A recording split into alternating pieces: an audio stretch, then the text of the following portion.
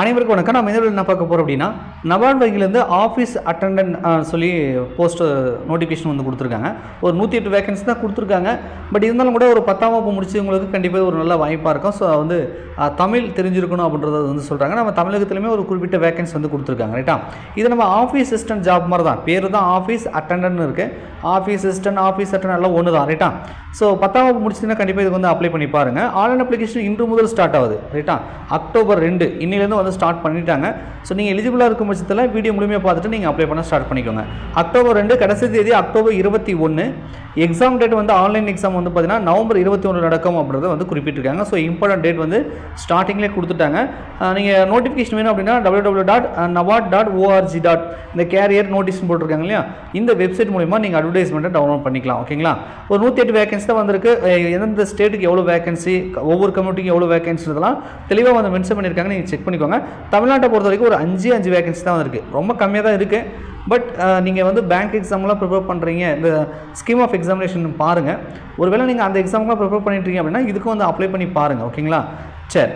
இதில் வந்து அன்ரிசர்வ்டுக்கு 2 இருக்குது. அப்புறம் ஒவ்வொரு கம்யூனிட்டியும் 1 கொடுத்துருக்காங்க. எஸ்டிக்கு மட்டும் 0 போட்டிருக்காங்க. ரைட்டா, மொத்தமே 5 வேகன்சி தான் இருக்குது. பார்த்துக்கோங்க. ஏன்னா நீங்கள் ஒரு ஸ்டேட்டுக்கு தான் போட்டி போட முடியும். ஆல் ஓவர் இந்தியாவுக்கு கட் ஆஃப் கிடையாதுப்பா. அந்தந்த ஸ்டேட்டுக்கு எந்த ஸ்டேட்டுக்கு நீங்கள் அப்ளை பண்ணுறீங்களோ அதுக்கேற்ற மாதிரி தான் செலெக்ஷன் லிஸ்ட்டு போடுவாங்க, கட் ஆஃபாக நிர்ணயிப்பாங்க. ஸோ நீங்கள் தமிழ்நாட்டுக்கு மட்டும் போட்டி போட்டிங்கன்னா இந்த 5 வேகன்சி மட்டும் தான் போட்டி போட முடியும். இந்த 108 அப்படின்றதுக்கு நீங்கள் போட்டி போட முடியாது. வேறு ஸ்டேட்னா வேறு ஸ்டேட்டுக்கு நீங்கள் அப்ளை பண்ணிக்கலாம். அதுக்கான லோக்கல் லாங்குவேஜ் வந்து நீங்கள் தெரிஞ்சிருக்கணும் அப்படின்றத வந்து குறிப்பிட்டிருக்காங்க. ஓகேங்களா, சரி. இப்போ வேகன்சி வந்து பார்த்தாச்சு. ஸோ அடுத்தது வந்து பார்த்திங்கன்னா ஏஜ் லிமிட், எஜுகேஷன் குவாலிஃபிகேஷன் வந்து நம்ம பார்க்கணும். ரைட்டா, ஸோ இந்த இடத்துல கொடுத்துருந்தாங்க, கீழே பார்க்கலாம் இருங்க. ஸோ எஜுகேஷன் குவாலிஃபிகேஷன் பெருசாக ஒன்றும் இல்லை, 10ஆம் வகுப்பு படிச்சிருக்கணும், அவ்வளோதான். ரைட்டா, அக்டோபர் 1/10/2024 அடிப்படையில் நீங்கள் 10th ஸ்டாண்டர்ட் வந்து பாஸ் பண்ணியிருந்தால் கண்டிப்பாக இதுக்கு வந்து நீங்கள் வந்து அப்ளை பண்ணலாம். இதில் இன்னொரு விஷயம் ஒன்று சொல்லியிருக்காங்க, என்ன அப்படின்னா the candidate should be an undergraduate அப்படின்னு சொல்லிட்டாங்க. 1/10/2024 படி நீங்கள் அண்டர் கிராஜுவேட்டாக இருக்கணும் அப்படின்றத சொல்கிறாங்க. Candidate passing graduation or higher qualification not eligible to அப்ளைன்ட்டாங்க.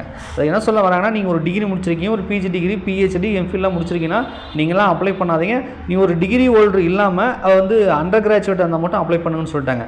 அப்போ 10ஆம் வகுப்பு, ஐடிஐ, டிப்ளமோ, 12th, ஸோ இந்த மாதிரி கிராஜுவேட் இல்லாமல் அண்டர் கிராஜுவேட்டுக்குள்ளே வரவங்க மட்டும் அப்ளை பண்ணுங்கள். ஸோ டிகிரி ஹோல்டர்லாம் இதுக்கு வந்து அப்ளை பண்ண வேணாம், நீங்கள் எலிஜிபிளே கிடையாது. ஸோ நீங்களாம் டிகிரி ஹோல்டர்ன்றதுலாம் ஐபிபிஎஸ்லேயே நல்ல டிகிரி ஹோல்டருக்கு நிறைய ஜாப்லாம் வருது இல்லையா, ஸோ அந்த மாதிரி வந்து நீங்கள் அப்ளை பண்ணிக்கோங்க. ரைட்டா, ஏன்னா இந்த ஆஃபீஸ் அசிஸ்டன்ட் ஜாப்ன்றலாம் ஒரு 10ஆம் வகுப்பு படித்தவங்களுக்கு தான் இது சூட்டபுளாக இருக்கும், இந்த போஸ்ட் எல்லாமே. ஸோ அதனால் 10ஆம் வகுப்பு, 12ஆம் வகுப்பு, ஐடிஐ முடிச்சவங்க மட்டும் இதுக்கு அப்ளை பண்ணிக்கோங்க. ஓகேங்களா, சரி.